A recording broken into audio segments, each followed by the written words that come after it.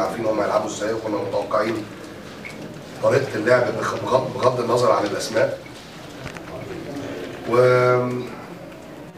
واعتقد ان احنا ضاعنا 3-4 اهداف في الشوط الاول كانت كفيله ان احنا نقدر نطلع متقدمين الشوط الاول، لكن حتى بعد ما احرزنا الهدف اعتقد ان احنا النهارده ما نستحقش ان احنا نكسب.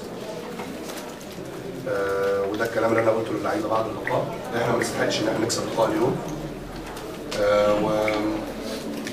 ليه يا كابتن؟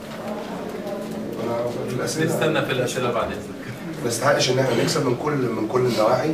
مش بتكلم على عدد فرص ضايعه او بتكلم على اخطاء تحكيميه، لكن بتكلم على تنفيذ شغل في الملعب وعلى اصرار من اللعيبه ان هي عايزه تاخد ال3 نقط لنادي الزمالك. ودي مشكله عندنا كبيره جدا، ان احنا عندنا في نادي الزمالك للاسف اللعيبه لما بتكسب مباراتين او 3 بيفتكر ان هو كده عمل اللي ما يتعملش في نادي الزمالك. لكن الحقيقه غير كده، الحقيقه ان احنا عندنا لعيبه لازم نفوق، لازم كلنا نفوق، لازم نعرف ان نادي الزمالك ما خدش بطوله الدوري بقى له 10 سنين. فلما اكسب ماتشين 3 في الدوري على ماتشين في افريقيا ما بقاش ده معناه ان انا انزل العب اغير اسلوب اللعب اللي انا بلعب بيه من اول ما انا جيت مسكت الفرقه. الريتم ابطا، في تساهل بعض الشيء، مستنيين الماتش يطير مننا. انا بس في نقطه هتكلم عليها خارج الفنيات يا كابتن خالد بعد اذنك، هي نقطه حاله الملعب. بس حاله الملعب مش موضوع سيئه او كويسه، النجيله تقيله جدا مبطئه رتم، يعني احنا بنحاول ان احنا نلعب بسرعه والنجيله تقيله جدا. واحنا يعني الناس المسؤولين بتوع نادي المقاولين احنا كنا نتمنى ان الملعب يبقى مقصوص.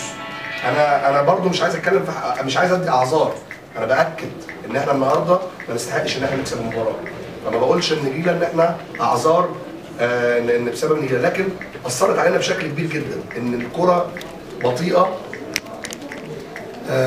بسبب النجيله العاليه، وده مش موجود في كره القدم. يعني النهارده ما مسؤولين عن الملعب، انا يعني الناس طبعا شاكرين عنكم على كل شيء، لكن الف ب ان لازم النجيله تخيل تبقى واطيه. ما اعرفش هل ده كان مطلب اتحاد الشرطه ان هو ملعبهم ولا هو الملعب كده بقى له فتره. لكن بهني كابتن خالد وهو عامل فرقه مميزه جدا، واحنا خلاص الماتش بالنسبه لنا عدى، بنفكر في مباراه افريقيا اللي جايه، اللي مباراه لازم نأديها بشكل مختلف لو أردنا الصعود لدور 16 بإذن الله.